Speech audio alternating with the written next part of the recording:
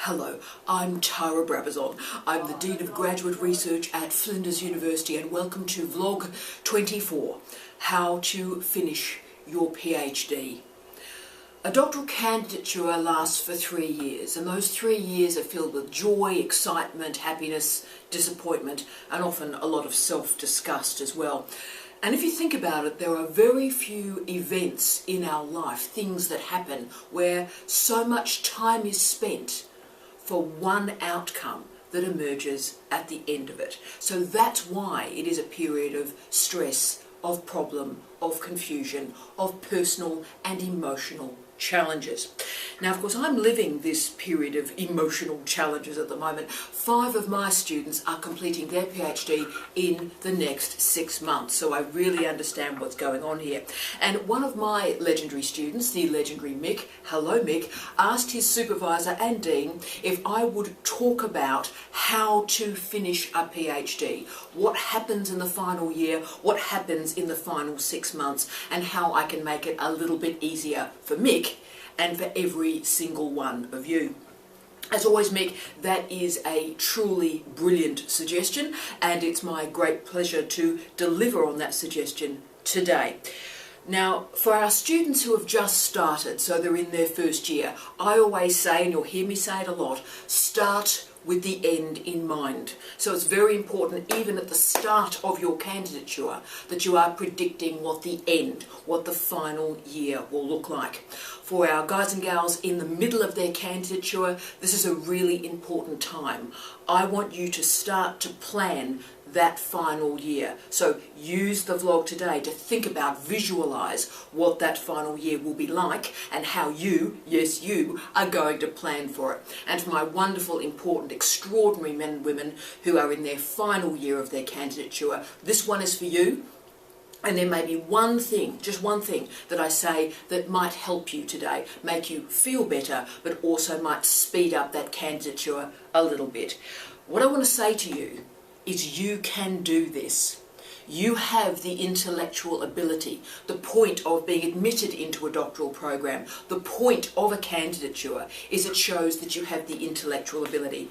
But to finish, you need something else. You need to be resolute. You need to be emotionally and intellectually prepared for an ending.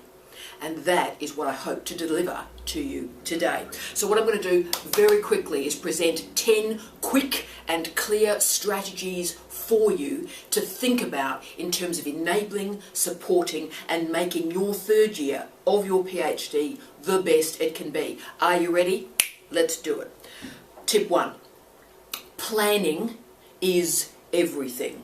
I always say start with the end in mind. Start, you got it. But the first 2 years of your candidature must lead inevitably to the 3rd year. What I ask is, in those 2 years, you continually think about that 3rd year. You visualize what success looks like. You need to predict and you need to plan. You also have to think about what key challenges may be presented to you. So for example, at the end of the 2nd year, just about all of you will have your data set. I'm aware some of our crew in the biological sciences, you need that 3rd data point, perhaps you need one more season. But for most people in most areas of the sciences, almost all of the social sciences and almost all of the humanities, by the end of the 2nd year, you have your data set, or you have your theoretical material that you're working with, yep? So by the end of the 2nd year, you know what has worked well, and you know what hasn't worked well. So what I want you to do is assess your data set and go, right, well, this was successful and this hasn't worked too well. But don't be frightened about the weaknesses in your data. Oh no, examiners love weaknesses in the data. We love you relishing in the pain and the challenges that you've had giving us that data set. So the problems in the data are not an issue, but you need to understand the data set and you need to explain the data set. So that's what's required. Remember, also, start of the final year, I want you to diagnose the strengths and the weaknesses of your thesis. Now this is important. Start of the final year, what is really working well? And that's fantastic. Make sure you know the strengths. But what you need to do in the 3rd year is work on the weaknesses. Start to cut away the most problematic pieces of this thesis. Improve them, lift the standard of the weak area, and all of a sudden your thesis lifts in quality remarkably quickly. Okay, 2. Be clear in your priorities. One of the reasons that PhD candidatures tend to blow out in terms of time, or students suspend or they intermit, is they start to confuse their priorities. Remember, it's a time of stress, so we tend to not make very good decisions, yeah? Remember, you are writing a PhD. That is your primary responsibility. The only things more important than writing that PhD in your final year are your family and your health. Number 3, that is the PhD. So that means publications, teaching, everything else is secondary to getting that PhD submitted and examined well. Your number 1 priority is to finish the PhD as quickly as you can. And so what I'm trying to suggest to you is in that final year, I want to teach you how to say no. Say no to doing that seminar. Say no to doing that thing on Facebook. Say no, and the no will give you the time to say yes to completing your thesis. Doing a PhD is fine, but finishing it is the achievement. Finishing it is what makes it rare. 3, it's only a PhD. It's not your life's work. Research never ends, so therefore a PhD could actually go on forever. And that's why I often say the best PhD is a small PhD. The best PhD has boundaries around it. Be clear in the determination of those boundaries. Therefore, I want you to have a clear sense of the ending, what the shape of this doctorate looks like. It's not your best research. It's your first research. And the first research project has an ending. 4, bit of a challenging one, but it is important. It's probably the most important, really. Talk about your feelings. This is a really big one, and it's because PhDs are always incredibly isolating. You always feel like you are alone, you're worried, and you're endlessly doubting yourself. I understand that. But it is important that you express your feelings to your supervisors. All of us know it's a terrible year. Remember, this is your 1 PhD. Your supervisors have gone through 10, 20, 30, 50, 100 of these completions. So we understand exactly how tough it is. So express what you are feeling, and the chances are we can come up with solutions to help you. Just about everything we've seen before. So don't suffer in silence. Don't seethe. I want you to express. Let your supervisors help you, and your feelings really do matter. To give you 2 examples that I'm working with at the moment, we've got the wonderful Mick and the wonderful Sunny, who are just about to complete their first draft. In fact, Mick, hi Mick, sent his first draft of his PhD overnight. Congratulations, Mick. Sunny is, I think, about 2 weeks away. We've pushed them both very hard. And there was a period about 2 months ago with both of them where they said to Steve and I, we're getting a bit tired. You know, what am I doing here? So it was all getting a bit chaotic and a bit messy with the pair of them. And Steve and I came up with different strategies for both of them to get them over the line. So we said, now guys, I need you to focus on getting the first draft to us as quickly as possible. Treat it like CrossFit.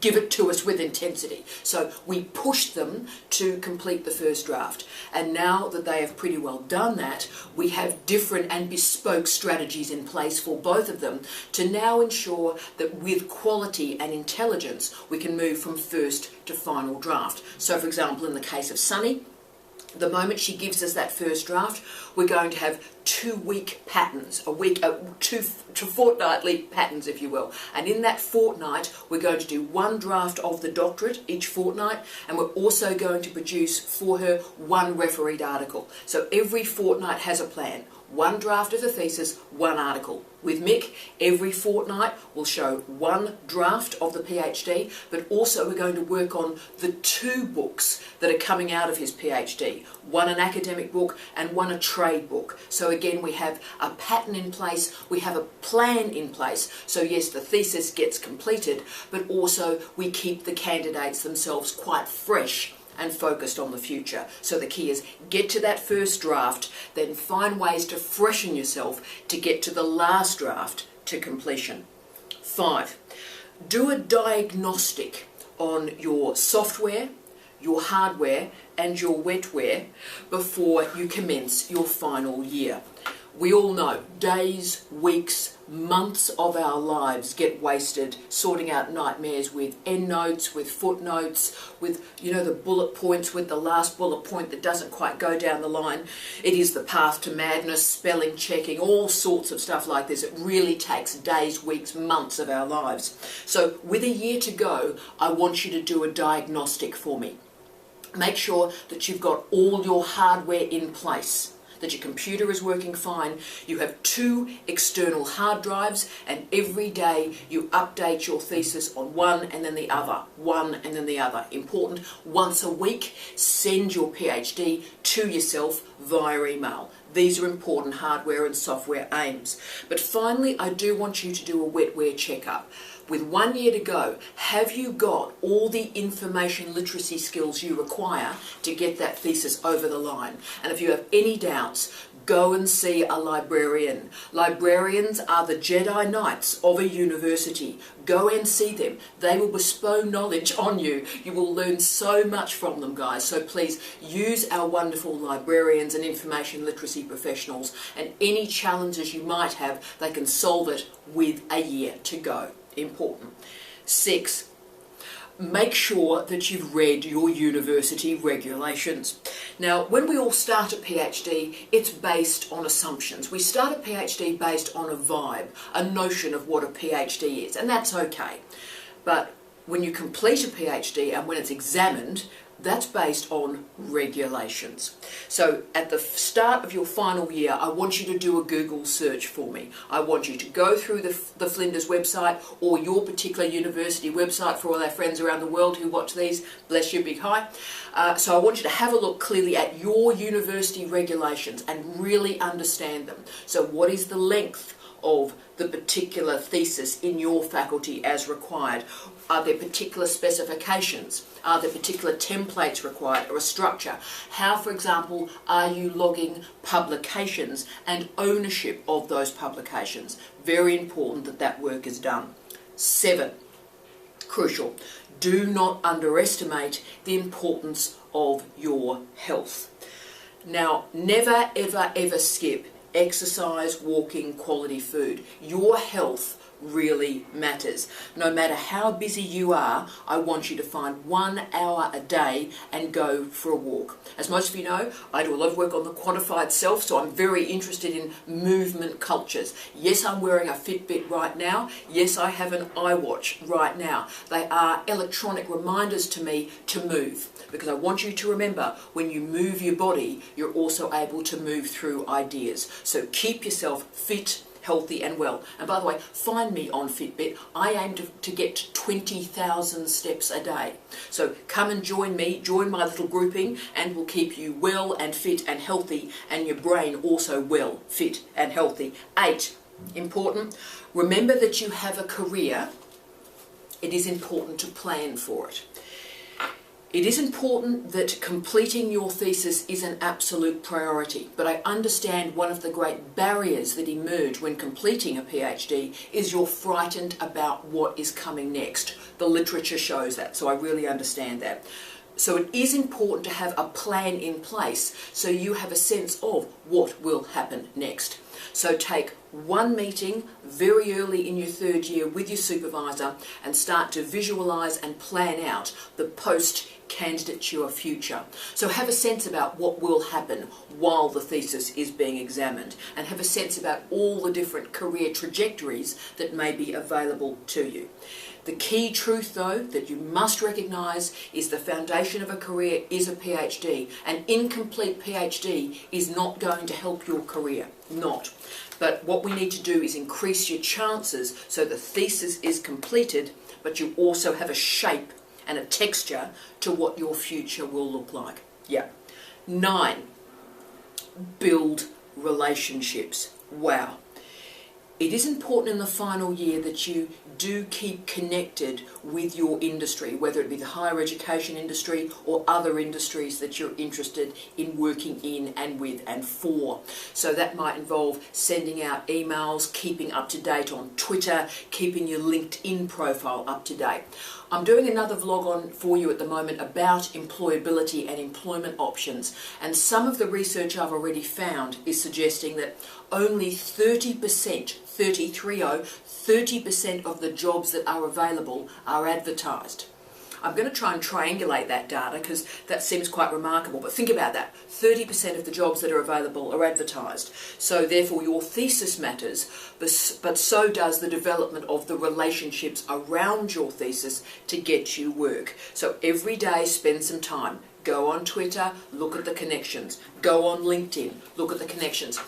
And I think perhaps most importantly, guys, tell your mates on Facebook that you're looking for work. This is quite important. We all know 1,000 people, 2,000 people, 3,000 people. They know 3,000 people more. So if you say, look, I'm in the market for a job. This is sort of what I'm interested in. If anybody hears anything, let me know. And the chances are they will. Keep the relationships bubbling. 10. Endings matter. Now, relationships matter, and the relationship with your PhD supervisor really, really matters. So it is important, if you can, that you work to finish that relationship well. If the relationship finishes well, you've got a referee and a mate and a comrade and a friend for the next 30 years. Those sort of relationships really matter. If it goes sour, the problem is you've not only not got a referee for the next 30 years, you've probably got an enemy for the next 30 years who will do you some damage. So be aware of that. Keep it positive. Also remember, a PhD supervisor can't do everything, but they may be able to do something, and thank them for what they can do. Try if you can to not breach the relationship, even at points of stress at the end. So, for all my wonderful students in the final year of their candidature, I am so proud of you. You really matter, and your research really, really matters. We care about you. You are important. But it is important that you also remember, planning is crucial. The completion is crucial.